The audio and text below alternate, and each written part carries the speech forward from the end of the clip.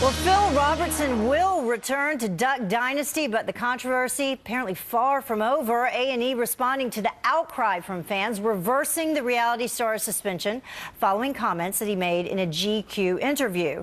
But the very group behind the petition to get Robertson back on the air apparently not entirely happy with the network. Here's what they said. The founder of Faith-Driven Consumers says, quote, "Faith-driven consumers will remain vigilant as we measure whether A&E's actions reflect true tolerance, diversity, and mutual respect, including their equal embrace of our biblically based values and deeply held beliefs."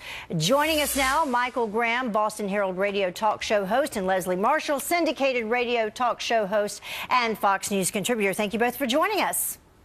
Good morning. Good morning. So, it seems like no one's happy in this case with A&E. We have, the Christian conservatives saying, or at least this group, saying it's too little too late. They're not doing enough. We have GLAAD saying, they're not happy either. So how does A&E shape up in this? Leslie, I'll start with you. Is it a major blunder or major bank for A&E?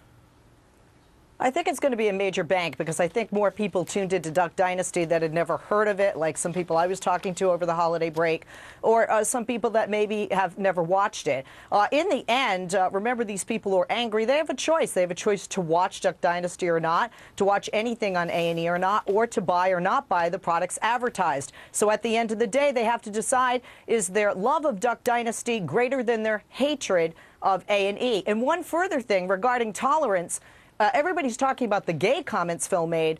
I mentioned this before here on Fox. I was offended about him saying that pre-Jim Crow laws that African Americans were happy.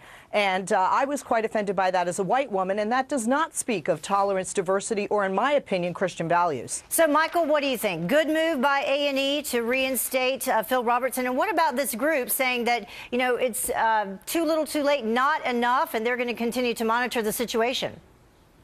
Well, A&E was in an untenable position. They couldn't keep up the ruse of, boy, this Phil Robertson guy is so offended that after we finish airing all the episodes he's in, we're going to punish him. I would have admired to a degree A&E if they really were offended by what Phil Robertson stands for, and they'd said, we don't want this on our network anymore. But they clearly never said that. This never had anything to do with A&E. It had to do with their fear of GLAAD. So the good news, the big win here, is that a special interest group that believes in ending debate and making it impossible to disagree with them without being labeled as a hater has lost, and that's good news. I think the evangelical group, if I were them, I'd just be smiling and saying thank you and let's move on. But having read their statement several times, I think what they're trying to say is, if you're going to let these guys be on TV and be themselves, then let them be themselves. Have the diversity of opinion, the diversity of attitude that supposedly the left loves. Of course, the left doesn't love. They believe in giving you the right to say whatever it is they agree with. Well, and the way I read it, I understood this faith-based group to be saying that they just want to make sure that A&E includes biblically valued perspectives as well, because A&E they're now saying that they're going to use this opportunity to create this PSA to talk about unity, to talk about tolerance and acceptance. So, Leslie, what is wrong with making sure that they include biblically based values as well?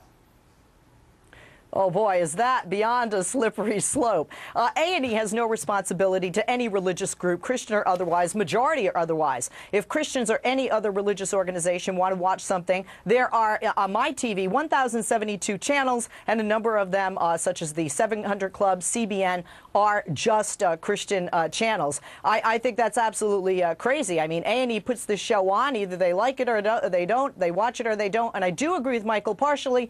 This wasn't about GLAAD or tolerance with A&E. It was about the bottom line and money. What would Jesus do? I don't think he'd have a TV show. I don't think he'd be watching TV. And if they want to really be Christians, then they need to practice forgiveness, which is actually the platform of Christianity. Okay, but well, Michael, they willingly say, Michael, A&E willingly says they're going to use this opportunity to talk about, unity, tolerance, and acceptance. So why not include Christian values in that? Well, once again, I think the point was, if you watch, look, there are 2,000 channels on my cable. 1,000 of them apparently are some version of Law and Order all the time. But if you ever see people who are people of faith on Law and Order, if you see people who are people of faith on the show like Scandal, there's something wrong with them. They are the bad guys, the villains, they're hypocrites, they're awful, et cetera, et cetera. And I think that there's a legitimate argument to be made. Look, show the same desire for diversity and tolerance of these ideas that you do to, for example, the idea that same-sex marriage is part of the middle of the deal. I have to end it on that, but thank you both for joining us. A lot of people have a lot to say about it. Thank you. I have Willie and Corey on for New Year's Eve. Really, you do? So you will see them live. That and will you be will hear interesting. their reaction a little bit of that. Okay. All right, remember